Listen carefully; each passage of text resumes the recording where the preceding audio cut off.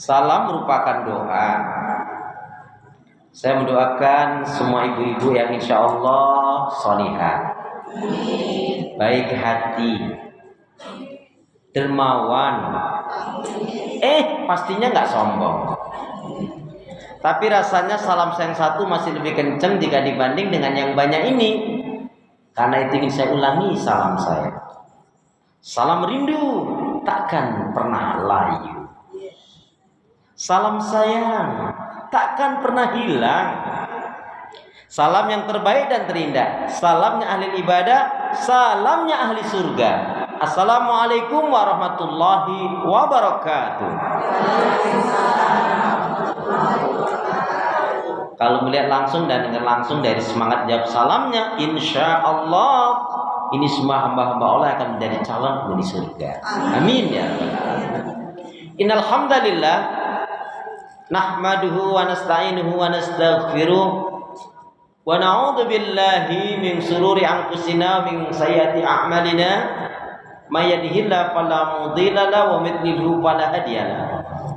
Walhamdulillahilladzi khalaqal mauta wal hayata liyabluwakum ayyukum ahsanu amala. Yaqulullahu tabaraka wa ta'ala fil Qur'anil Karim, a'udzu billahi minasy syaithanir rajim. Ya ayyuhalladzina amanu taqullaha haqqa tuqatih wa la tamutunna illa wa antum muslimun. Ya ayyuhalladzina amanu taqullaha wa qulu qawlan sadida yuslih lakum a'malakum wa yaghfir lakum dzunubakum. Wa may yuti wa rasulahu faqad faza fawzan 'azima. Wa qala Rasulullah sallallahu alaihi wasallam, ihris ala ma yanfa'uka, rawahu Muslim. Syukur alhamdulillah ibu saudaraku seiman, hamba Allah yang cinta pada kebaikan dan kebenaran, yang selalu mengharapkan keridhaan Allah. Alhamdulillah, kembali hari ini Allah pertemukan kita di dalam majelis yang mulia ini, majelis ilmu, untuk sama-sama mengharapkan mencari keridhaan Allah dengan mengkaji ayat-ayat Allah, Al-Quran dan Sunnah Rasul. Karena itu kita berharap seperti yang Rasul nyatakan, man salaka thariqan yaltamisu fi ilman sahalallahu lahu thariqan ilal jannah. Barang siapa yang dia melangkahkan kakinya tentunya dengan ikhlas mengharapkan keridhaan Allah untuk mendatangi majelis ilmu, mengkaji ayat-ayat Al-Quran dan sunnahnya, sunnah Rasul, maka Allah akan memudahkan jalan baginya untuk menuju surganya Allah. Amin ya rabbal alamin. Karena itu pastikan semua kegiatan aktivitas yang kita lakukan, niatkan betul-betul untuk ibadah kepada Allah. Karena hidup dan kehidupan ini tidak ada arti dan nilainya kecuali kita gunakan untuk ibadah kepada Allah. Wa ma khalaqtul jinna wal insa illa liya'budun. Tidak aku ciptakan jin dan manusia, kata Allah, melainkan hanya untuk beribadah kepada Allah. Ibadah itu apa? Ibadah itu semua ucapan, perbuatan, keyakinan lahir batin, dan semua yang kita lakukan semata-mata mencari, mengharapkan keridhaan Allah dan mengikuti tuntunan sunnah Rasulullah SAW. Itu namanya ibadah. Minum diawali dengan bismillah menjadi ibadah. Kalau nggak pakai basmalah nggak nilai ibadah. Menghilangkan haus, makan enggak tanpa doa, tanpa basmalah, ya kenyang saja, tapi tidak bernilaikan ibadah. Makanya mohon maaf, banyak juga suami istri yang senang-senang dia nggak berdoa, nggak nilai ibadah. Ya. Nikah niatnya bukan mencari keridhaan Allah, bukan untuk tolong menolong dalam kebaikan dan takwa dan menjauhi segala permusuhan dan dosa, maka bisa jadi nilainya nggak ibadah. Ya. Marah-marah itu ibadah nggak, Bu? Marah-marah itu ibadah nggak, Bu? Ibu pernah marah? Tanggal berapa? Astagfirullahaladzim. Marah-marah dari malaikat atau dari syaitan? Berarti kalau lagi marah-marah, astagfirullahaladzim. Nauzubillah min. Ya. Kemudian jangan pernah lupa dan melupakan diri untuk senantiasa berdoa, meminta kekuatan, rahmat, pertolongan pada Allah. Karena pada hakikatnya juga tanpa kekuatan, rahmat, pertolongan dari Allah nggak bisa berbuat apa-apa kita, Bu. Ibu bayangkan, begitu bangun tidur nih kaki nggak bisa digerakkan, mau apa, Bu? Bangun tidur tiba-tiba tangannya ngepel aja, Bu. Mau buat apa kita? Bangun tidur kita nggak bisa mingkem, gimana, Bu? Bangun tidur kita nggak bisa ngedengar, Bu, apa nggak ngeri kita? Bangun tidur kita nggak bisa ngelihat, apa nggak ngeri kita? Ibu yakin yang menggerakkan kaki kita, tangan kita, lidah kita, mulut kita, mata kita, telinga kita bisa mendengar, yang memfungsikan ini diri kita atau Allah? Itulah gunanya. Jangan pernah lupa dan melupakan diri untuk senantiasa berdoa minta kekuatan, rahmat, pertolongan pada Allah. Karena itu pula doa minta kita semoga hati, iman, ibadah, akhlak dan ilmu. Saya ulangi, karena itu juga doa minta kita semoga hati, iman, ibadah, akhlak dan ilmu yang Allah berikan kepada kita hendaknya menjadikan kita bisa lebih baik daripada hari-hari sebelumnya. Bisa memberikan kebaikan dan manfaat yang banyak pula untuk diri, keluarga, teman, sahabat, saudara, tetangga dan orang lain. Insya Allah dengan semangat fastabiqul khairat, berlomba-lomba di banyak kebaikan dan dengan istiqomah yang kita pinta, akhir kehidupan kita mati dalam keadaan husnul khatimah. Kok nggak ada yang amin? Amin. Kayaknya belum lengkap aminnya tadi. Terbunyi kan? Enggak.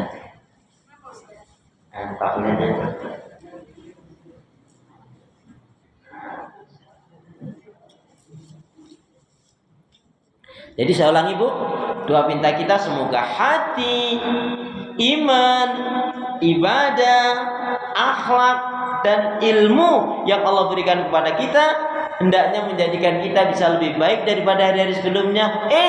Bisa memberikan kebaikan dan manfaat yang banyak pula untuk diri, keluarga, teman, sahabat, saudara, tetangga dan orang lain. Kenapa? Karena seorang muslimah yang baik hatinya, baik imannya, baik ibadahnya, baik akhlaknya dan juga baik ilmunya, insya Allah jiwanya tenang dan tentram walaupun tabungannya banyak. Kayaknya belum kompak aminnya ini. Ulangi lagi Ustadz, ya. Kenapa ya?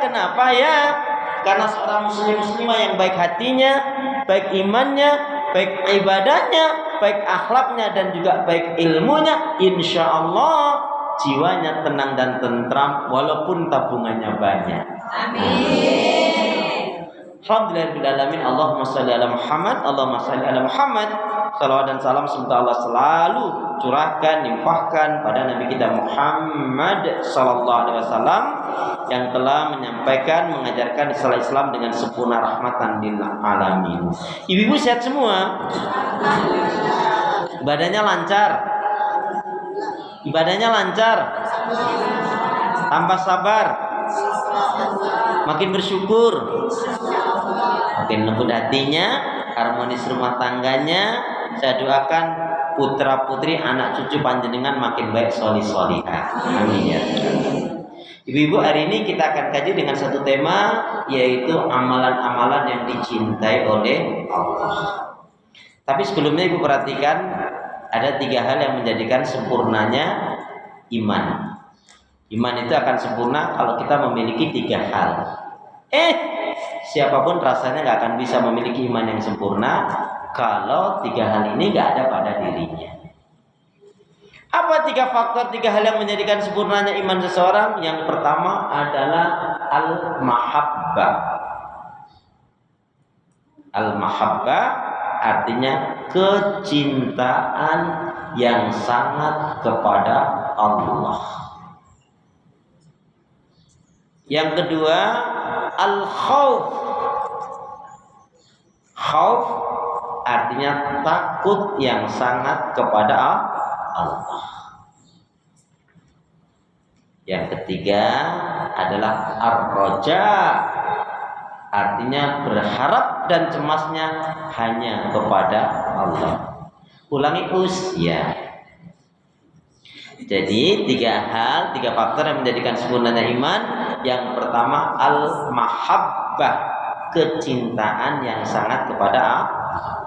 Surat Al-Baqarah 165 tentang al-mahabbah. A'udzu billahi minasyaitonir rajim. Wa minan nasi may yattakhidhu min dunillahi andada yuhibbunahum ka hubbillah. Walladzina amanu asyaddu hubban lillah. Al-Baqarah 165, dalil dasar tentang al-mahabbah. Dan di antara manusia ada orang-orang yang mengambil tandingan sesembahan selain Allah. Mereka mencintainya seolah-olah mereka mencintai Allah. Akan tetapi kata Allah, orang yang beriman itulah, bahkan orang yang beriman itulah amat sangat cintanya kepada Allah. Ibu tahu, cinta adalah anugerah dari Allah. Siapa yang dia tidak memiliki cinta, berarti dia tidak dianugerahi oleh Allah. Dan hidup tanpa cinta bagaikan taman yang tak berbunga. Begitulah kata para pecinta. Masya Allah. Ada ungkapan menarik tentang cinta itu, Bu ya. Apa sih itu cinta? Jangan katakan cinta. Apa itu cinta? Jangan katakan cerita indah tanpa akhir. Ada ungkapan menarik tentang cinta itu gimana, Bu? Cinta bukan hanya di mata. Cinta lahir di dalam jiwa yang dibuktikan dengan amal ibadah. Tapi juga ada ungkapan yang perlu direnungkan. Salah potong rambut, nyesel sesaat. Salah pilih pendamping hidup, nyeselnya seumur hidup jika mempertahankan kesalahan dan penyimpangan karena cinta yang salah. Kalau cintanya benar, bahagia rumah tangganya, insya Allah. Jangan pernah kita cintai orang yang tidak mencintai Allah. Jangan pernah kita cintai orang yang nggak mencintai Allah. Capek, buang energi, buat sakit hati, datangin penyakit, mempercepat mati. Nauzubillah min. Apa? Jadi kalau mau sempurna imannya, cintanya kepada Allah. Cinta suami, cinta istri, cinta anak, cinta orang tua, keluarga, boleh-boleh saja. Tapi nggak boleh mengalahkan kecintaannya kepada Allah. Karena ada seorang laki-laki, seorang suami saking cintanya sama istri dan anaknya, tapi malah menyimpang. Suaminya pulang bawa duit banyak. Wajar lah istrinya tanya, "Pak, kamu kok bawa duit banyak, Pak? Dari mana ini, Pak? Dari mana ini, Bi? Kamu nggak mau?" Ya bukan gitulah, Pak, masalahnya. Kamu kan ngerti kalau aku ini kepala bagian. Jadi papa ini korupsi. Kamu nggak mau? Enggak gitu, Pak. Jadi papa korupsi. Ya iyalah, mana mungkin kalau nggak korupsi bisa bawa duit sebanyak ini. Ya udah, Pak, yang penting hati-hati. Coba. Itu yang setan yang mana itu? Astagfirullah. Nauzubillah. Semangatlah suaminya kalau gitu. Malah diberitahu, besok lagi hati-hati, Pak. Tapi yang bisa, kalau bisa sekalian yang banyak. Coba. Nauzubillah. Jadi cinta untuk menyenangkan istri, menyenangkan anak, nggak harus melanggar hukum tersebut Allah. Itu cinta yang salah. Ya. Baik. Kemudian iman akan sempurna kalau kita memiliki al-khauf, takut yang sangat kepada Allah. Wa amman khafa maqama rabbih wa nahan nafsa 'anil hawa fa innal jannata hiyal ma'wa. Fa innal jannata, yang janjinya Allah bagi orang yang memiliki rasa takut Surat apa itu, Bu? Wa amman khafa maqama rabbih wa nahan nafsa 'anil hawa fa innal jannata hiyal ma'wa. Surat apa? Surat apa?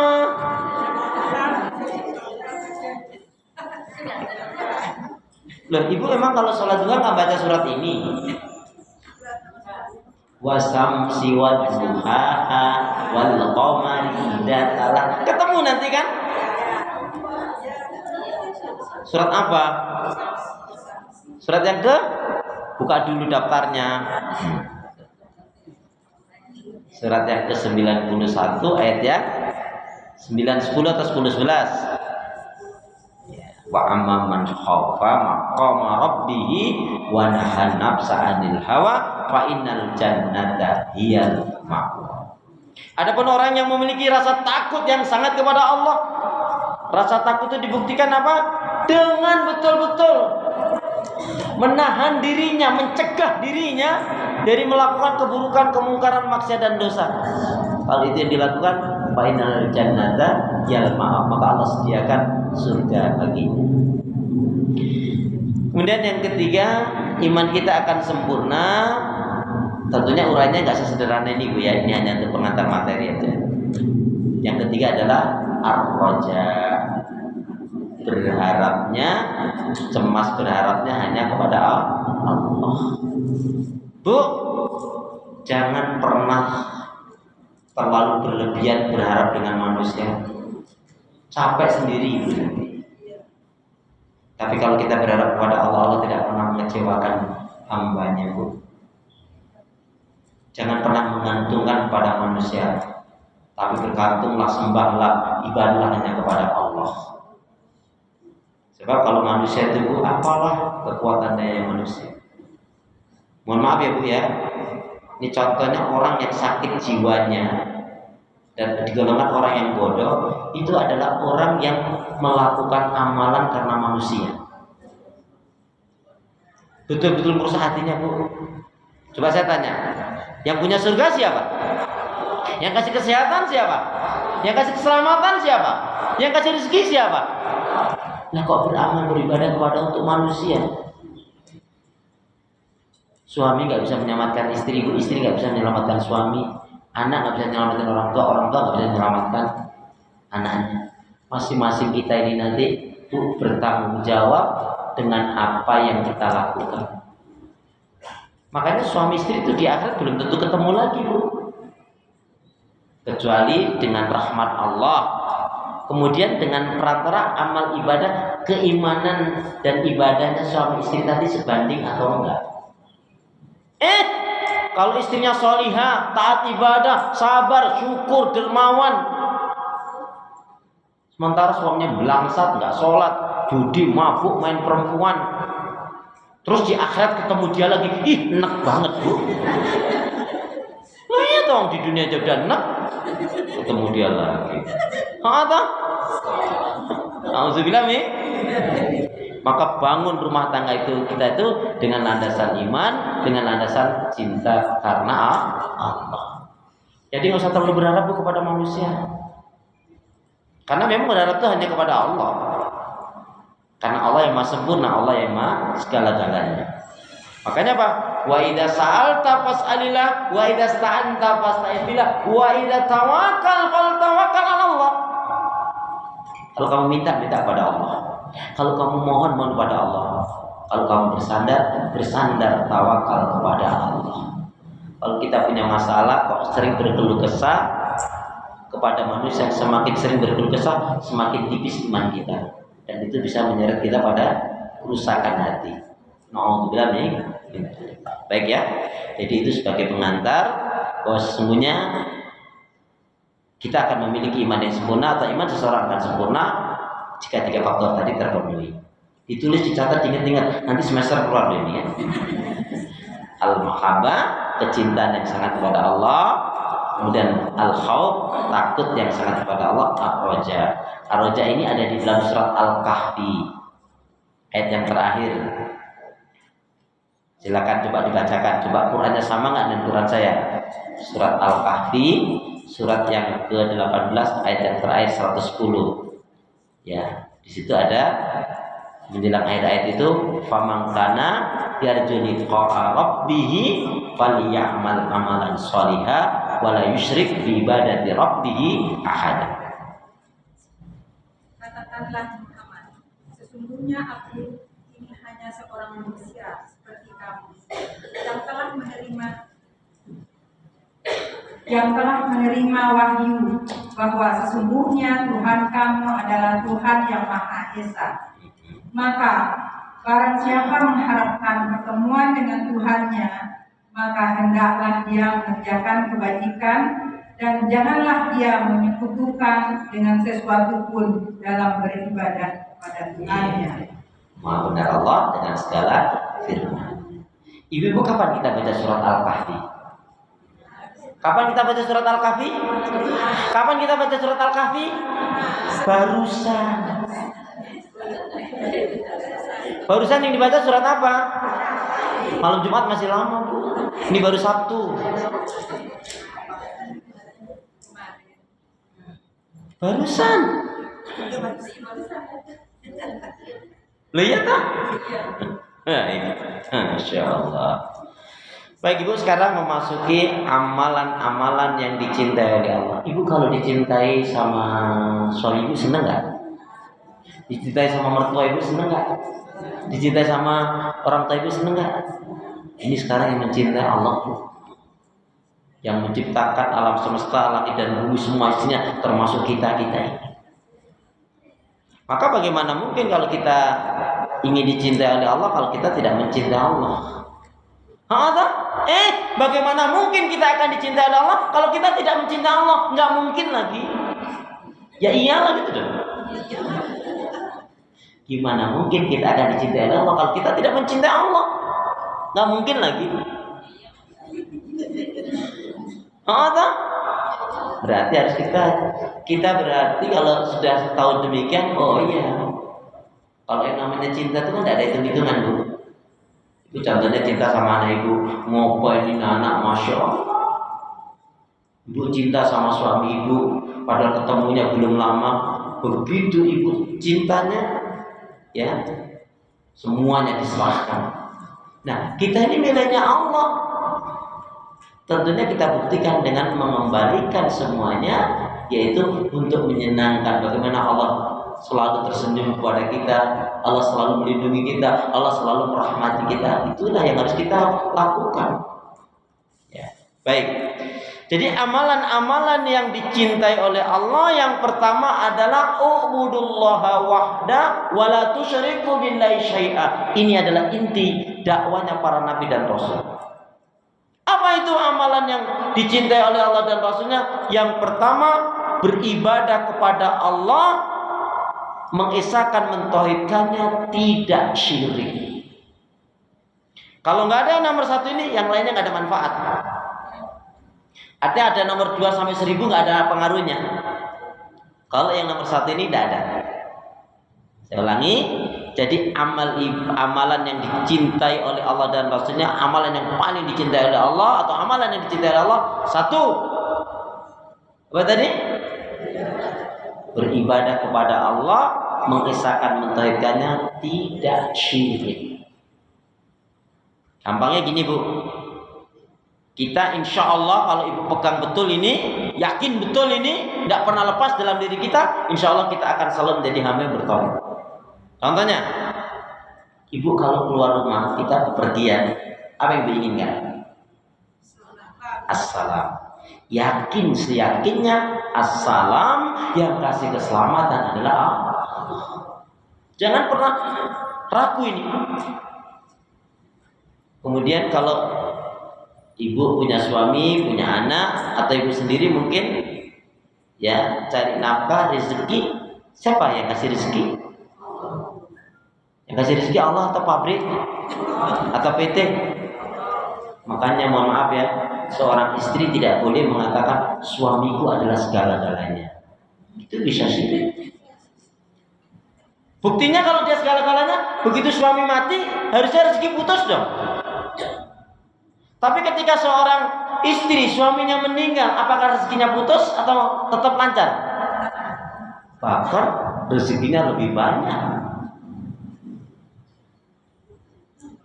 Makanya nggak boleh mengatakan suami itu adalah segala-galanya. Juga nggak boleh mengatakan kalau suaminya aku nggak akan nikah lagi. Nggak boleh. Nikah lagi halal tak? Berarti kalau nggak mau menikah lagi, mengharapkan yang Allah halalkan. Terus yang benar gimana Ustaz? Jeng, kamu kenapa nggak nikah lagi? Aduh, mohon maaf, saya sekarang lagi fokus ke anak-anak. Saya lagi fokus untuk memantapkan hati saya, meningkatkan iman saya. Nah, ini juga sebetulnya lagi nyari-nyari, cuma belum ada yang cocok aja. Loh, hilang semangat. Ini kayak ibadah kok. Kok atau? Oh enggak. Nikah ibadah enggak? Ibadah. Boleh jadi dengan yang pertama dulu kurang baik. Nah, jangan pesimis. Ya. Loh, ibu jangan kaget, saya ngisi di komplek Merpati Cawang sana. Itu ibu-ibu waktu itu usianya rata-rata 66 tahun. Dan 66, 67 gitu. Ngobrol-ngobrol terus, Ustaz, kira-kira emang nggak ada untuk kami ini?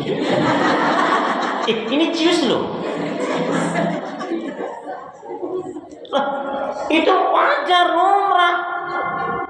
Lah kalau dia punya rumah gede sendiri ongklak-ongkluk ngapa, Bu? Mungkin untuk teman bicara, mungkin dia ingin memaksimalkan ya menjadi istri yang solihah. Karena istri solihah itu masya Allah syahdu dan menyentuh kan ungkapannya. Gimana Bu tentang ungkapan tentang istri yang solihah? Ya, ungkapan tentang istri solihah itu kan sangat syahdu dan menyentuh kan? Gimana ungkapannya? Setiap keindahan itu kan gak usah dilakukan. Setiap keindahan dunia hanya istri. Tuh kan, semangat. Kalau Ustaz, tambah susah kamu. Ya sudah, misalkan sudah meninggal ya sudah. Ya. Sudah tutup buku Bengkulu Semarang. Ibu tangis juga nggak akan hidup, Bu. Ya Allah. Jangan istighfar, jangan sabar apa? Saya masih punya suami. Nggak boleh gitu, Bu. Astagfirullah. Jadi beribadah, yakin yang as-salam kasih keselamatan Allah, yakin ar-razak yang kasih rezeki Allah, yakin as-syafi yang kasih kesembuhan Allah.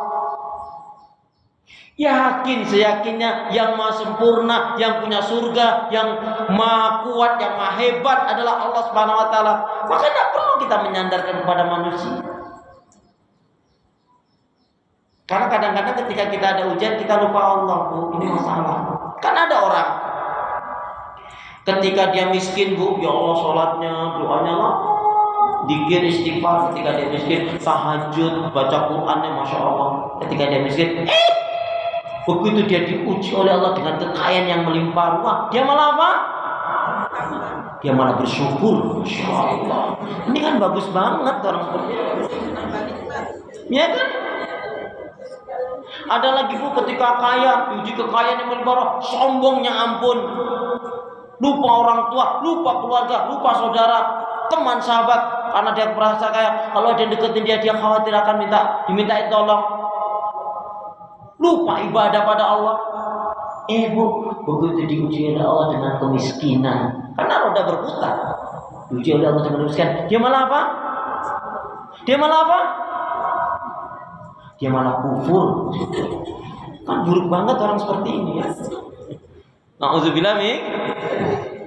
Nah, kalau betul-betul ingin dicintai oleh Allah, pastikan ini beribadah kepada Allah harus benar ibadahnya. Nah, ibadah itu kan akan diterima oleh Allah kalau kita ikhlas dan ittiba'ur rasul. Sekarang saya mau tanya sama Ibu, ruh ikhlas apa? Ruhnya ikhlas apa? Kalau ikhlas kan semata-mata mencari mengharapkan keridhaan Allah, tidak menjadi senang karena pujian sanjungan orang lain. Nggak sedih juga karena ini keridhaan orang lain, keridhaan Allah. Yang dicari apa? Itu ikhlas. Nah, yang saya tanyakan, ruh ikhlas apa? Bagi ibu-ibu yang bisa menjawab dengan benar nih, hadiahnya umroh. Oh ya udah, maunya bayar sendiri, nggak mau dibayarin ya sudah. Apa ruh ikhlas? Sabar, masya Allah jawabannya baik sekali, tapi mohon maaf bukan itu yang dimaksud. Ruh ikhlas apa? Apa ruh ikhlas?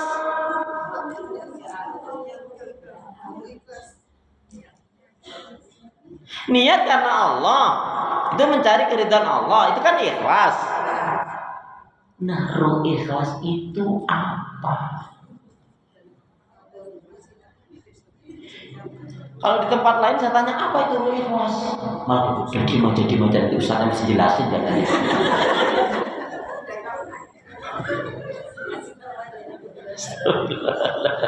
Jadi ruh ikhlas apa? Pasrah atau tawakal? Ruh ikhlas apa? Ibu-ibu asyakirin, ruh ikhlas apa?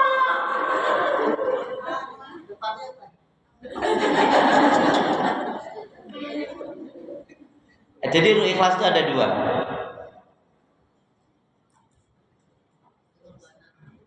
Pengorbanan dan doa. Masya Allah. Jadi ruh ikhlas itu apa? Senang dan semangat dalam kebaikan ibadah dan amal saleh. Senang dan semangat dalam kebaikan ibadah dan amal saleh. Itu ikhlas.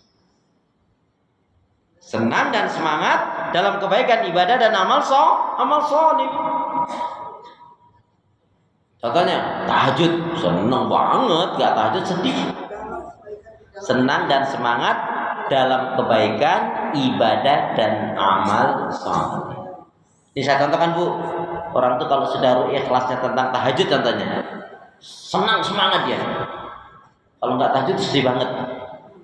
Contohnya Ibu sedih mana nggak tahajud dengan kehilangan uang 100.000?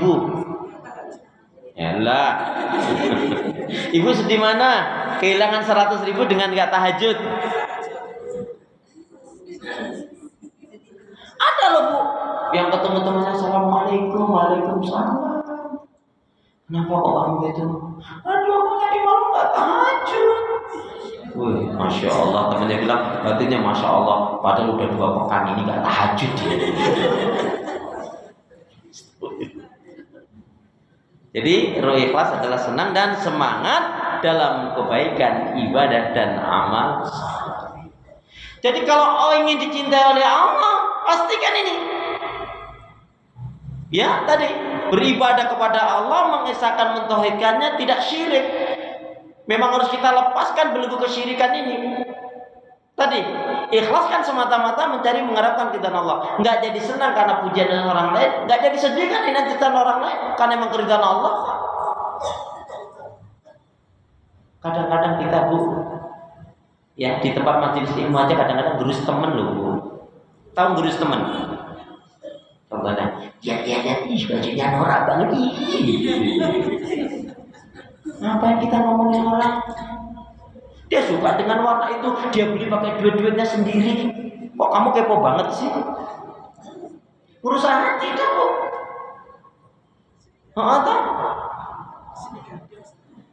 Aku nggak bilang yang di sini ada. Apalagi ibu mengomentari fisiknya itu, fisik temennya dikomentari dan landasannya kebencian itu sama aja menghina Allah. Lihat, hidungnya lubangnya 2. Terus ngomongnya berapa? Yang penting, Bu, fungsinya, Bu, mancung kalau pilekan terus, Bu. Iya kan? Kadang-kadang kita ini nggak bersyukur loh, Bu. Acara guyup ketemu teman-teman pada mancung-mancung, begitu pulang dari acara guyupan silaturahim sampai rumah mancung, ini sebetulnya itu apa kutil? Lu tidak bersyukur. Mata. Berarti kalau sudah seperti ini, ibu harus tahu di poin tentang cinta kepada Allah ini tadi ada rumusnya. Ya, tadi ketinggalan. Mestinya rumusnya dulu tadi nggak apa-apa. Jadi rumus mencinta Allah itu apa? Satu saat aja lah, nanti diterangin sekarang. Nggak usah nanti. Ya. Ini yang pertama ya. Jadi beribadah kepada Allah mengisahkan mentauhidkan, tidak melakukan kesyirikan. Ibu lihat surat yang pertama, suratnya surat An-Nahl. Surat An-Nahl itu Quran saya surat yang ke-16. Ayat yang ke-36 Allah Subhanahu wa taala berfirman, A'udzu billahi minasyaitonir rajim. Wa laqad ba'atsna fi kulli ummati rasula an ibudullaha wajtanibut taghut. Surat 16 ayat 36. Sungguh telah kami utus pada tiap-tiap umat nabi dan rasul, membawa misi yang sama, mengajak manusia, menyuruh manusia agar beribadah kepada Allah, mengesahkan mentauhidkannya, tidak syirik. Di sini menjadi tauhid. Tauhid itu iblis laknatullah. Tauhid itu siapa? Iblis laknatullah. Hakim-hakim yang memutuskan perkara tidak menggunakan hukum Allah atau yang tidak adil. Termasuk tauhid, termasuk pintu kesyirikan banyak orang lakukan apa? Dukun-dukun para tidak normal. Ya. Makanya orang yang kedukun berarti orang yang bodoh. Ibu tahu ilmunya dukun itu cuma ilmu ngibul. Makanya kalau orang yang ingin kasih rezeki Allah, yang kasih kesembuhan Allah, yang maha sempurna Allah, dia nggak kemana-mana. Kalau orang itu tauhidnya benar, nggak, dukun itu nggak laku. Tapi begitulah manusia karena imannya lemah, lupa. Kalau yang kasih rezeki, yang maha sempurna, yang maha tadi Allah, maka dia minta kepada manusia. Baik ya, jadi ini yang pertama. Amalan ini harus kita miliki dan harus kita sempurnakan. Kenapa ibu? Syirik itu betul-betul berbahaya. Ibu tahu dampak bahaya syirik ada 3. Dampak bahaya syirik ada 3. Tadi kan amalan yang dicintai oleh Allah, beribadah kepada Allah, mengisahkan mentauhidkannya, tidak syirik, tidak mensekutukannya. Kenapa? Ternyata Allah murka betul kaitannya dengan kesyirikan. Ya. Bu, kalau ibu diduakan marah nggak bu? Marah nggak bu? Cuman marah gitu. Marah gitu.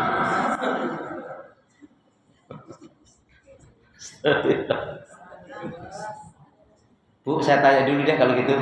Kalau ada seorang laki-laki, bu, ada seorang laki-laki, ya, seorang suami, dia nikah lagi, itu musibah atau barokah?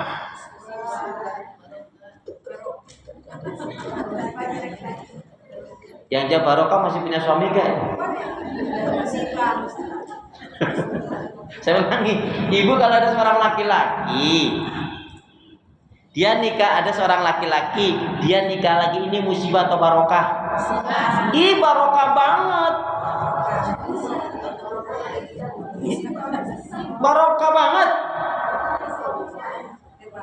Alasannya apa Ustadz? Kok barokah banget? Iya, ini ceritanya laki-laki ini istrinya 5 tahun yang lalu meninggal, kemudian dia nikah lagi.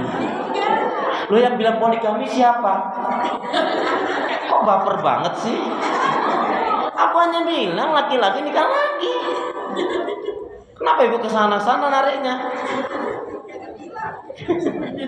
Astagfirullah. Jadi gimana kita mau menjadi iman yang baik? Gimana kita mau dicintai oleh Allah? Contohnya, sholat baik gak? Puasa baik gak? Haji umrah baik gak? Sedekah baik gak? Puasa baik gak? Menolong orang lain baik gak? Enggak baik semua itu kalau karena manusia. Nah, berarti apa? Berarti kan harus kita lepaskan kesyirikan itu kan. Nah, itulah dampak bahaya syirik ada 3. Kita pakai ABC aja Bu ya. A, Allah tidak akan ampuni kesalahan dosa syirik. Contohnya syirik yang berdukun, para tidak normal, nyembah-nyembah kuburan. Ustaz, gimana kalau kita mau wisata ngalap berkah? Kita mau datangi kuburan-kuburan Ustaz. Saya mau tanya, mana yang lebih utama, lebih afdal? Mendatangi, menziarahi kuburan orang tua kita atau selain orang tua kita? Selesai, udah itu jawabannya. Ustaz, gimana kalau kita wisata kuburan, kita mau minta kuburan wali-wali itu? Emang di sini nggak ada kuburan? Oh, yang ngasih keberkahan Allah, yang ngasih rezeki Allah, yang ngasih kesembuhan Allah. Mintanya kepada Allah. Ud'uni astajib lakum. Begitu kata Allah kan? Mintalah kalian kepadaku kata Allah, aku akan kabulkan.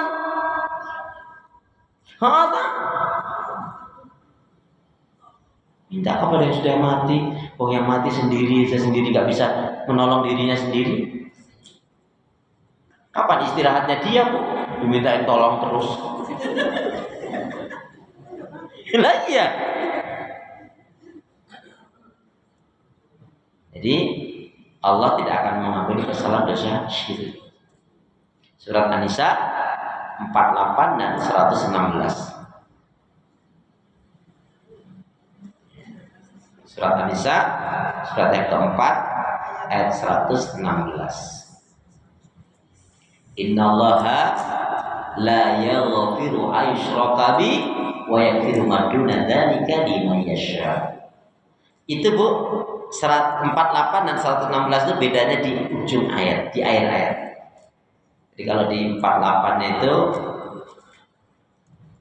isman azimah, kalau di 116-nya dolalam ba'ida. Monggo coba dibacakan.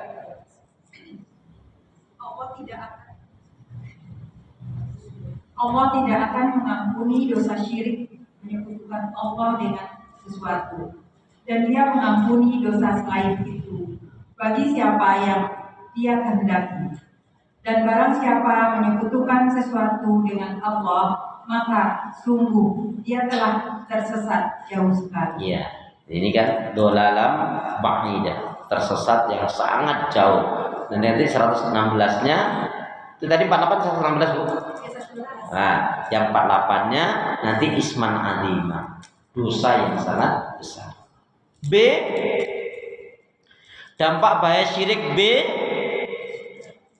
Allah akan hapus amal kebaikan ibadahnya. Allah akan hapus amal kebaikan ibadahnya. Surat Az-Zumar 39 ayat 65. Boleh langsung 3965.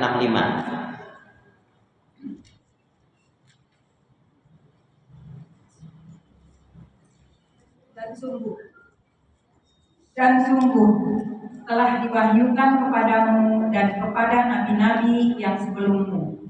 Sungguh jika engkau menyekutukan Allah, niscaya akan terhapus amalmu dan tentulah engkau termasuk orang yang rugi. Nauzubillah nih. Dia hapus amal kebaikan ibadahnya. Contohnya selama 75 tahun dia ahli ibadah, begitu 75 tahun setengah dia melakukan kesyirikan, mati bunuh diri, hapus itu semua kebaikan. Karena bunuh diri termasuk syirik. Makanya Ibu jangan pernah berpikir untuk mati bunuh diri, Bu. Kurang kerjaan, Bu. Ibu itu kalau waktunya mati diem aja mati, Bu. Habis sholat, dikir, istighfar, diem aja. Kalau waktunya mati. Makanya Ibu mohon maaf ya, bunuh diri itu termasuk dimurkai oleh Allah dan digolongkan syirik. Terus gimana Ustaz? Kalau seorang istri punya suami yang blangsat, kejam, Kalau ada punya temen kok suaminya nggak sholat, judi, mabuk, main perempuan, suka ngegamparin istrinya kasar, anjurkan sama temen ibu itu, tetangga itu, suruh buat kopi pakai campuran apa? Doa. Serem banget, racun, cyanida. Astagfirullahaladzim. Ih, serem.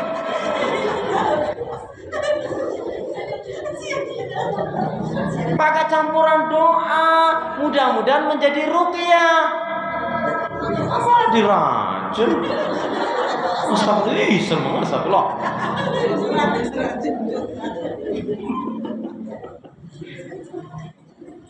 Ih, ya Allah. Kalau kasih cyanida malah bermasalah. Kasih doa, Bu. Mudah-mudahan jadi ruqyah. Gimana kalau ruqyah punya suami yang nggak baik, itu susah banget tuh sholat ibadah. Kalau baca Quran tuh gini. Saya duduk sana. A'udzubillahi minasyaitonir rajim.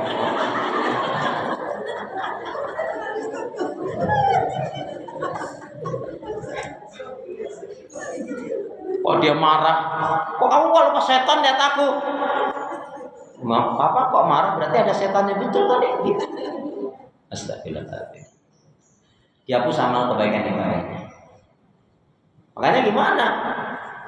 Itu orang yang melakukan kesyirikan itu taubahnya itu seperti kantong bolong.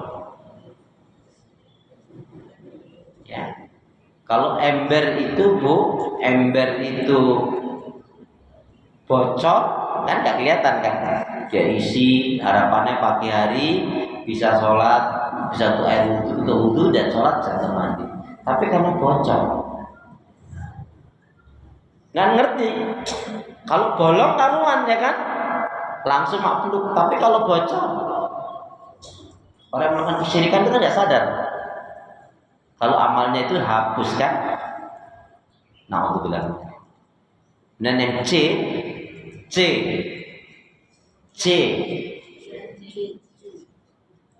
haram baginya surga, kekal di neraka. Haram baginya surga, kekal di neraka. Al-Maidah ayat yang ke-72. Al-Maidah surat yang kelima ayat yang ke-72.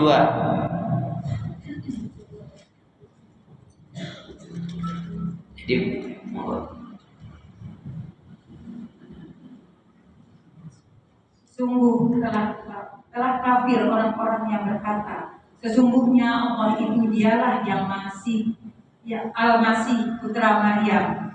Padahal Al-Masih sendiri berkata, wahai Bani Israel, sembahlah Allah, Tuhanku dan Tuhanmu.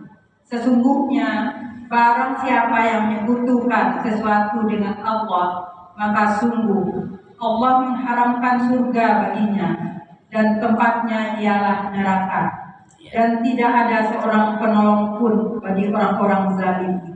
Maha benar Allah dengan segala. Jadi itulah dampak dari syirik. Mana yang berat? A, B, C. Yang berat yang mana? A, B atau C? Yang berat adalah yang C, B dan A. Ya berat semua kok. Nggak diampuni dosanya gimana? Dihapus amal ibadah, kekal di neraka. Jadi yang berat adalah yang C, B, A. Yang pertama, amalan yang dicintai oleh Allah. Ini tuntaskan dulu, Bu, ini. Gak boleh bergantung pada manusia. Ibu berobat aja. Yakin yang kasih kesembuhan Allah. Dari nafkah minta saya kepada Allah. Ya. Nanti banyak ya contoh-contoh kesyirikan yang kalau sudah bicara dicintai oleh Allah, berarti yang dibenci oleh Allah harus kita tinggalkan. Contohnya ucapan yang dibenci oleh Allah mengatakan Allah punya anak. Ya kan? Ada kan begitu? Mengatakan Bani Israel itu mengatakan Allah itu miskin, kurang ajar banget tuh. Mengatakan Allah nggak mampu, kan kurang ajar banget. Orang Syiah itu bu ngeri lagi bu, dia menganggap Allah itu bodoh. Allah itu baru ngerti kalau setelah kejadian. Kan kurang ajar banget itu. Makanya sesat Syiah itu. Jangankan mengatakan begitu, mengatakan andaikan aja nggak boleh kan bu. Boleh mengatakan andaikan. Atau mengatakan untung ada saya, untung ada kamu, nggak boleh mengatakan. Baik ya. Kemudian yang kedua, amalan yang dicintai oleh Allah yang kedua adalah birrul walidain, berbakti kepada orang tua. Ibu mohon maaf ya, yang saya pahami birrul walidain itu bukan hanya sekedar baik sama orang tua, tapi membahagiakan orang tua. Ibu-ibu kira-kira sudah membahagiakan orang tua ibu belum? Ibu-ibu sudah membahagiakan orang tua ibu belum? Kalau belum terus ngapain aja selama ini? Gimana tahu Ustaz gambaran membahagiakan orang tua? Kalau orang tua belum umroh, umrohkan. Kalau kita punya duit tentunya. Kalau orang tua pingin belikan, tapi juga jangan dibelikan umurnya orang tua sudah umur 75 tahun beliin. Ya, dibelikan yang bermanfaat maksudnya. Membahagiakan orang tua itu bu, orang tua saya sudah meninggal saat masih bisa. Satu, jelas mendoakannya. Dua, berinfak sedekah atas namanya. Yang terbaik, yang terbaik adalah wakaf jariyah. Bisa badal haji. Kalau badal umroh itu masih ikhtilaf yang saya ketahui. Tapi lebih utama kalau ditanya saya, mana yang lebih utama Ustaz? Badal haji atau wakaf? Sudah. Ini Ibu, mulai hari ini Ibu bisa lakukan kalau ada kotak infak itu bismillah. Bismillah ya Allah, ini infak sedekah atas nama keluarga saya dan kedua orang tua saya. Ibu dan satu keluarga dapat pahalanya, orang tua ibu pun dapat pahalanya. Baik orang tua ibu yang masih hidup, apalagi yang sudah meninggal. Kenapa demikian? Enggak harus orang tua yang sudah meninggal dulu, iya. Sebab kalau harus orang tua yang sudah meninggal dulu, belum tentu orang tuanya meninggal dulu. Kan ada kan? Saya belum lama ini bertakziah, ada bapaknya umurnya 78 tahun kalau nggak salah. Ya, atau 83 atau kurang lebih itulah 78 tahun. Masih sehat gagah. Anaknya yang baru umur 50 tahun kurang lebihnya meninggal. Kan kematian itu pasti dan unik kan?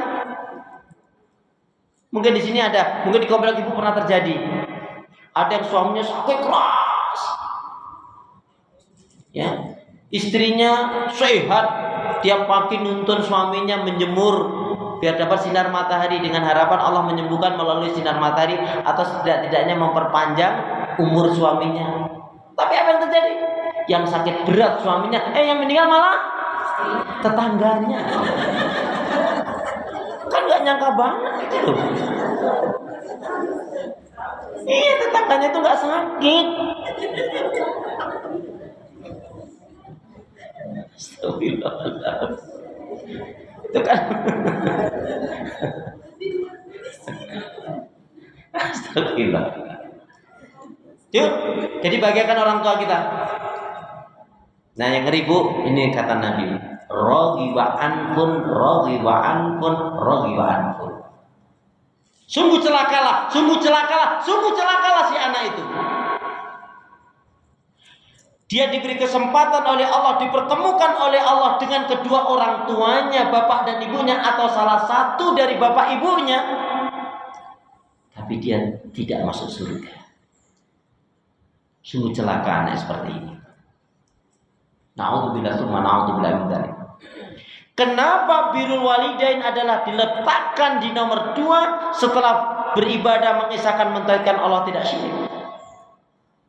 Kita disadarkan kehadiran kita di muka bumi ini melalui orang tua kita. Makanya ayatnya jelas sekali kan? Ibu hafal ayat ini. Setidak-tidaknya sering dengar ayat ini. Surat 17 ayat 23-24. Wa qadha rabbuka alla ta'budu illa iyyahu wa bil walidaini ihsana. Allah wajibkan, perintahkan kepada manusia beribadah kepada Allah, mengisahkan mentauhidkannya dan tidak syirik. Kemudian apa? Berbuat baik. Birrul walidain itu sebetulnya bukan hanya berbuat baik, bahasa saya, membahagiakan orang tuanya. Surat 17 ayat 23-24. Mengatakan cistas saja nggak boleh. Ibu pernah nggak jengkelin orang tua ibu? Ibu pernah nggak jengkelin orang tua ibu? Berapa kali? Bu, ketahui. Ngeri dulu. Ternyata akibat durhaka sama orang tua itu ngeri. Barang siapa seorang anak diberi kemudahan, kelapangan, rezeki, kekayaan, kecukupan yang melimpah ruah masalah dunia, kepandaian, kecerdasan dan sebagainya, tapi dia durhaka sama orang tuanya, dia melupakan kebaikan orang tuanya, apa yang terjadi? Satu, sholatnya, ibadahnya nggak akan diterima oleh Allah. Yang kedua, dicabut keberkahan hidup dan ketenangan hidup. Ada saja masalah. Masalah anaknya, masalah bisnisnya, masalah keluarganya. Kalau dia melupakan orang tuanya, apalagi sampai menyakiti orang tua, dicabut keberkahan hidup dan ketenangan hidup. Ada saja masalah. Yang ketiga pun dia akan susah dalam sakaratul mautnya. Dan yang keempat adalah dia akan mendapatkan azab kubur. Makanya ketika seorang itu ngaji rajin tapi sama orang tuanya kasar, aduh bu, sayang banget bu. Dan ibu patut bersyukur, mohon maaf ya, ibu patut bersyukur kepada Allah kalau ibu punya suami ibu baik sama orang tuanya dia. Mananya mertua ibu. Karena memang kalau dipikir-pikir mertua itu sangat baik loh bu. Seenggak baik-baiknya mertua pun tetap baik bu. Buktinya anaknya dikasih sama ibu. Ini parah begini.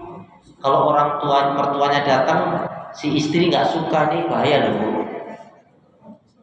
Contohnya mertuanya datang, itu pak, papa stop tuh, papa datang tuh, payah malah datang ke sini panik-panik bawa jeruk, bawa salah, habis itu pulang-pulang alasannya pinjam uang, pinjam itulah. Istrinya ngomong gitu malah suaminya bilang, aku sebetulnya juga nggak nyaman papa kesini. Itu istrinya nggak solihah, suaminya bodoh. Giliran suaminya, orang tuanya suaminya datang ngomongnya begitu. Giliran orang tuanya datang, ayo dong pak, ajak jalan-jalan papaku, mamaku, kapan lagi? Jangan hitung-hitungan dong sama orang tuaku. Kan kamu sayang aku kan? Ada nggak istri kayak gitu? Mana? Alam dari sini wanita-wanita yang solihah. Tiap malam tahajud, tiap hari baca Al-Quran, banyak doa zikir istighfarnya, pemaaf penyantun, penyabar, dermawan. Nggak pernah marah-marah. Alhamdulillah. Jadi mau dicintai oleh Allah, kasar sama orang tua, nggak baik sama orang tua, nggak mungkin bu kita akan diberkahi oleh Allah. Saya betul-betul bu, kalau ingat ibu saya betul-betul kehilangan ibu saya. Saya sering ngisi pengajian, terutama ada kematian, yang sabar ya pak, yang sabar ya bu, yang sabar ya mas, yang sabar mbak. Tapi ketika orang tua saya meninggal, ibu saya terutama meninggal, aduh bu, saya terasa betul ibu. Nggak dengar lagi kata-kata hati-hati ya Klis, Bu doain ya semoga rezeki lancar, sehat. Saya memang begini Bu, saya sama ibu saya itu kalau telepon-teleponan tuh kayak lebih dengan waduh Bu, mesra banget Bu. Kalau telepon tuh gini. Ya itu kan di sholat tiga. Assalamualaikum cantik. Lagi ngapa ini cantik? Ini pangeran mau datang, mau dibawain apa? Istri saya kalau udah denger itu, enak pasti ibu. Loh kalau sama istri orang lain loh masalah. Nggak usah bilang balik. Saya kebayang aja Bu, bapak-bapak ini, saya yakin saya bisa seperti ini salah satunya adalah doa dari orang tua saya. Saya yakin itu. Ya. Ibu minta dibelikan apa ini? Sebenarnya online ya, online. Tapi yang kecil aja ya, jangan yang besar. Maksudnya udahlah tuh. Saya Bu sedih ketika ibu saya mau umrohkan nggak mau. Ya, Bu, ini ada rezeki. Saya sama kakak bilang, ya Mas kita umrohin ibu. Ya, saudara saya waktu itu diberi lapang rezeki lebih lah waktu itu. Ibu saya nggak mau. Saya paksa, nggak mau juga. Nggak maunya bukan nggak mau umroh Bu. Kasihan melihat saya itu masih punya tanggungan anak banyak. Saya tuh punya anak Bu, dikasih oleh Allah anak 4 putri, 3 putra. Jadi ibu saya itu berpikirnya, udahlah untuk biaya sekolah anakmu saya. Jadi bukan nggak maunya, bukan menolak, nggak mau umroh. Kata-kata apa yang bisa menyadarkan ibu saya? Ini saya ketemu. Ibu harusnya bersyukur loh Bu. Masa anaknya ingin mengumrohkan, nanti kalau aku mati gimana Ibu? Kok nggak aku digolongkan anak durhaka? Ibu nggak usah mikir dan masalah anak-anak, masalah cucu ibu, insya Allah nanti Allah kasih lagi. Baru orang tua terbuka. Betul ini sampai begitu Bu. Nggak memberatkan kamu nih nanti. Enggak Ibu, betul Ibu. Ini cerita saya Masya Allah, dari 15 juta waktu itu sampai akhirnya kodaro pas mau berangkat sepekan ibu kodaro sakit, nggak jadi, tunda lagi sampai akhirnya naik ke 22 juta. Kodaro mau berangkat sakit lagi, ada lagi sampai akhirnya ke angka 31. Tapi ingin saya katakan, begitu kayanya Allah Bu. Sejak saya berkeinginan memberangkatkan umrah ibu saya, sampai ibu umrah kembali itu tambah aja rezeki. Di situ lagu rahasianya. Ini saya berbagi ya. Mudah-mudahan sharing ini bisa menjadikan motivasi juga. Sama orang tua itu memang nggak boleh hitung-hitungan Bu. Dan ibu tahu keberkahan harta itu kalau sedekah yang paling utama adalah untuk orang tua kita. Ibu kasih orang 100 juta, ngasih ibunya ibu hanya 5 juta, pahalanya lebih besar dari 5 juta itu. Dari sisi angka kan lebih banyak itu 100 juta. Apalagi lebih banyak orang tua kita. Ibu punya suami ingat kan? Papa, kapan kirim untuk orang tuamu? Jangan dimanja, udah lupa, udah dia lupa. Jangan. Ingat kan Bu? Karena keberkahan hidup tadi kan ngeri kan? Anak yang durhaka sama orang tuanya tadi apa ngeri? 1, sholatnya ibadahnya nggak diterima oleh Allah. 2, dicabut keberkahan hidup dan ketenangan hidup. Yang ketiga, susah dalam sakaratul mautnya. Yang keempat, dia akan mendapatkan azab kubur. Makanya untuk menjadi waliullah enggak harus jadi ustaz, jadi guru, kalau diajarin enggak. Bakti sama orang tua yang maksimal. Ini kadang-kadang seorang ibu nggak sadar kalau ngomong-ngomong sama temannya, nah iya sih itu pengertian, mamanya baik, nggak kayak mamaku itu, jeriwisnya ampun. Ada kan ibu yang bilang kayak gitu? Ada nggak yang bilang gitu? Bukan ibu, ada nggak wanita yang bilang kayak gitu? Allah nggak tahu. Nggak boleh bilang gitu Bu. Bu, satu hari ada riwayat yang satu ada seorang ibu, ada seorang ayah. Sampai sakitlah ibunya tadi Bu, udah nggak ada yang ngobatin. Akhirnya anaknya lah yang ngopenin sampai ke kamar mandi, sampai mandikan semuanya karena memang gak ada ibunya atau ayahnya. Kemudian si anak tadi bertanya, "Duhai ayah, apakah aku sudah termasuk berbakti kepada ayah?" Istighfar kamu nak, dulu ayah membesarkan kamu dari kecil sampai besar, nyekolahin kamu sampai kamu biar kamu hidup dengan baik, biar kamu bahagia. Kalau kamu sekarang ini memang kamu ngurusin ayahmu ini, tapi kamu pasti dalam hati kecil kamu dalam berpikir kapan ayah ini mati. Ya anaknya nggak bisa nyangkal, memang iya kan? Ngopainin anak orang tuanya, kapan matinya si ayah ini? Kapan matinya ini? Apalagi kaya, warisnya banyak. Kalau dia ngopainin orang tuanya hanya karena mengharapkan warisnya, nggak ada nilai kebaikannya itu, dan tidak berkah. Kalau orang tuanya miskin, payah. Udah miskin sakit-sakitan lagi.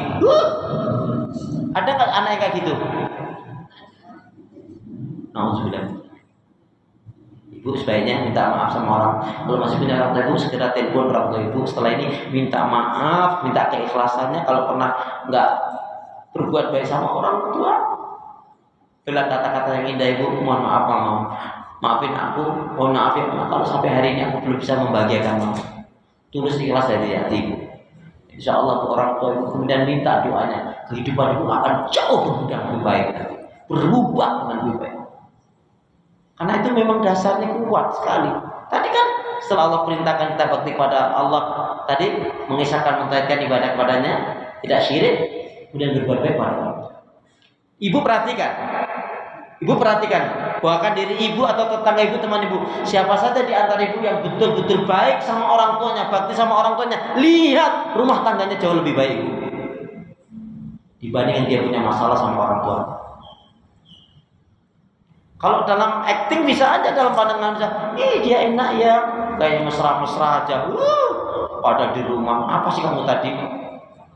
Alasannya malu pak, sama tetangga-tetangga dilihat kalau kita ini cekcok. Padahal bu, kalau di rumah suaminya tidur mengarah ke barat, istrinya mengarah ke timur. Sejak musim durian sampai musim rambutan. Astagfirullah. Ayo deh bu, nggak ada kata terlambat, ya.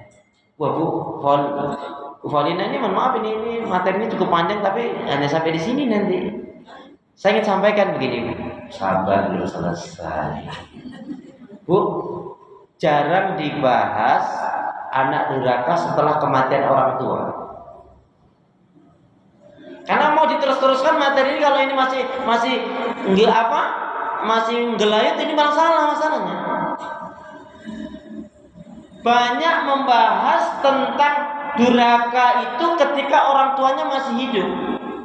Tapi ibu ngerti berapa banyak anak yang digolongkan anak yang durhaka setelah kematian orang tuanya?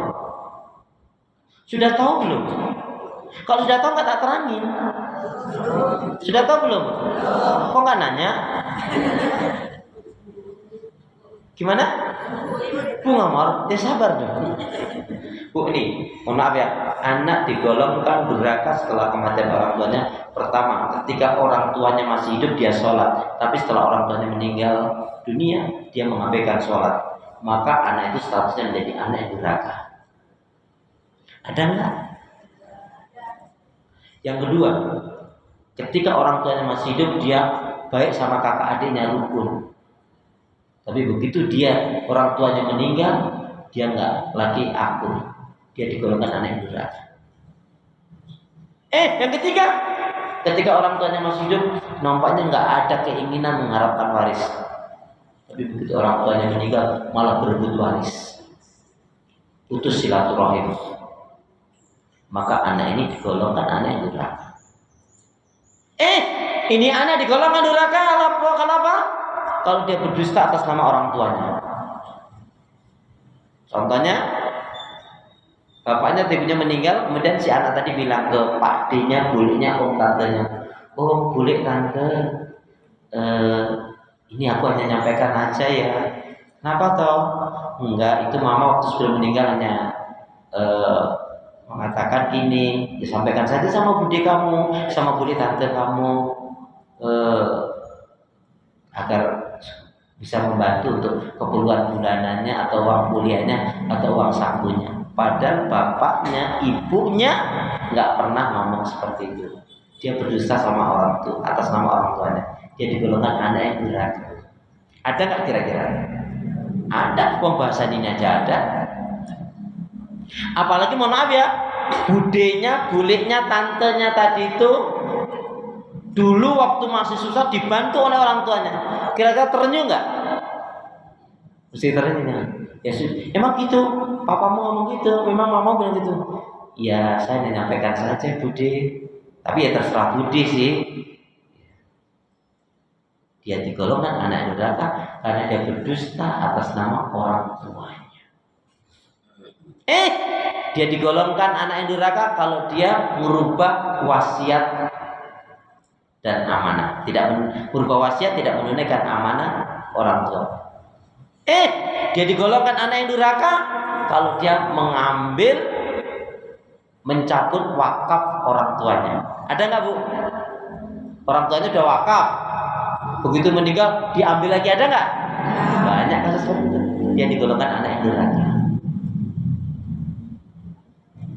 Banyak nggak kalau begitu anak yang durhaka setelah kematian orang tuanya? Banyak, buktinya tadi. Ngeri bu. Na'udzubillah summa na'udzubillah min. Ini menjadi pembelajaran bagi kita. Karena kita mau dicintai oleh Allah, kalau yang ini masih kita lakukan kan ngeri kita. Ibu pernah gak ngomongin keburukan orang tua ibu setelah orang tua ibu meninggal? Kalau dia pernah mengatakan tentang keburukan orang tuanya sementara orang tuanya meninggal, dia termasuk di golongan anak yang durhaka. Tapi kenyataannya memang mamaku begitu Ustaz. Tamak. Dikasih tahu malah ngomong kayak gitu. Tidak boleh. Itulah bu, ibu jadilah ibu yang baik. Sehingga ibu nanti kalau meninggal pun dikenang anaknya baik bu. Aduh mamaku Masya Allah, dulu masih hidup. Judes cerewet bawel nyinyir.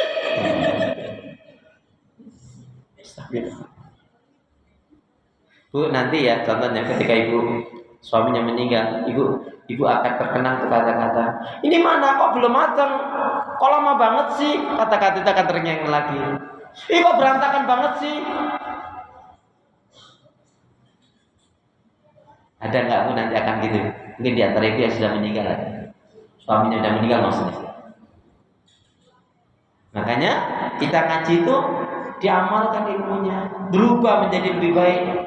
Mohon maaf ya bu ya, ibu nggak boleh berangkat ke pengajian, ke majelis ilmu sementara rumahnya masih berantakan. Pak besok waktunya ngaji. Ya terus ngapa mak? Ya kamu lah, sekali-kali ngerasain nyuci ngapain nyetrika kek.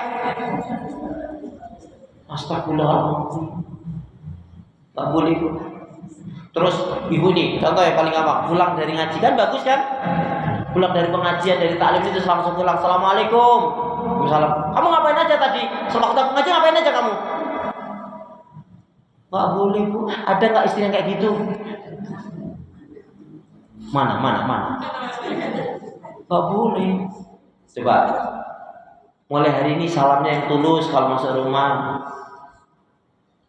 Gimana? Biasanya, assalamualaikum.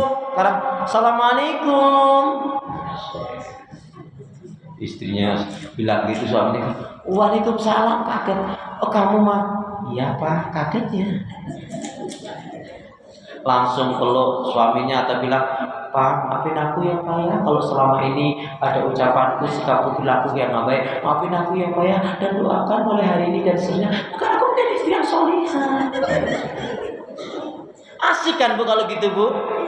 Ada? Sanggup nggak? Bisa nggak? Loh ngaji itu harus membuat menjadi tambah kebaikan kan? Masa datang baru ngaji taruh tasnya lempar drag. Kamu ngapain aja tadi aku? Nggak boleh tuh bu. Apalagi sampai bilang, nyesel aku nikah sama kamu, Pak. Ya Allah, mah, kamu. Iya, kenapa? Kamu kok bilang gitu sih, mah? Ih, Masya Allah. Nggak boleh bilang gitu. Nyesel aku nikah sama kamu tuh, Pak. Kok kamu bilang, iya, tapi banyak susahnya daripada bahagianya. Nyesel aku. Alhamdulillah suaminya bijak, sabar, santun, cerdas. Cuma astagfirullah. Enggak betul yang kamu katakan. Ini kenyataannya. Iya betul yang kamu katakan itu betul. Tapi aku yakin ya, Mak, kamu kalau nikah dengan yang lain kayaknya hidupmu lebih parah. Astagfirullah. Alhamdulillah, Mi. Ya Allah, alhamdulillah ibu ini wanita dan solihah. Tiap malam tahajud, tiap hari baca Al-Quran, banyak doa zikir istighfarnya, pemaaf, penyantun, penyabar, dermawan. Nggak pernah marah-marah. Sholatnya nggak pernah terlambat. Nggak pernah ngungkit kebaikan. Masya Allah.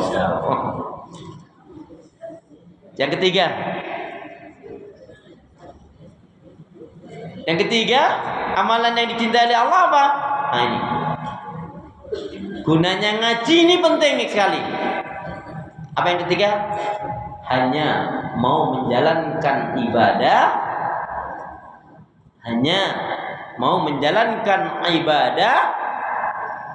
Bila sesuai dengan tuntunan Rasulullah. Ini amalan yang sangat dicintai oleh Allah. Ibadahnya hanya bila sesuai dengan tuntunan atau hanya mau menjalankan ibadah bila sesuai dengan tuntunan Rasulullah Sallallahu Alaihi Wasallam. Orang yang punya seperti ini, Bu, sikap seperti ini dicintai oleh Allah. Enggak. Ibadah itu, Bu, bukan karena kemubiar meriah banyaknya, Bu, tapi benernya. Ibu masak banyak, tapi nggak enak, kemakan atau kebuang? Bu, jangankan masalah ibadah, masalah dunia aja ibu harus ngerti ilmunya kok. Atau contohnya, ada seorang wanita dimanja-manja oleh orang tuanya, apalagi keluarga yang mampu, nggak ngertilah masalah memasak. Begitu dia nikah ikut suami. Kemudian ceritanya ini pas bulan Ramadan, suaminya bilang, sayang tolong dong buatin aku kolak biji salak. Ya Mas. Pagi hari suaminya pergi kerja, Bu, istrinya pergi ke pasar beli salak. Setelah sholat asar dikupaslah itu salak itu, diambil isinya, dimasak dari jam 4:30 sampai 5:30, Bu. Ya, nggak kelar. Yang terakhir sih bener, yang terakhir ya dikasih santan, dikasih vanili, dikasih pandan, dikasih gula putih, ya, dikasih gula pasir, ya, kemudian dikasih dikasih gula Jawa. Nah, yang terakhir bener. Suaminya menjelang maghrib, assalamualaikum, waalaikumsalam. Gimana sayang, udah matang? Udah dari tadi lagi. Masya Allah. Duduklah dia di depan televisi dengan kultum mendengar menjelang adzan maghrib kan? Ya, terlepas Allahu Akbar, listriknya mati. Begitu dia makan, ini apa ini? Kolak biji salak, Mas. Salah nggak istrinya? Nggak salah nih, ya kebangetan. Itu kan gunanya ilmu toh, Bu. Itu masalah dunia aja harus ngerti ilmunya. Lah ini masalah ibadah. Makanya seorang istri itu, Bu, harus tahu ilmu penakluk suami. Iya. Ibunda Khadijah itu, Bu, Masya Allah, Bu, nggak pernah bersuara di atas suara Rasulullah.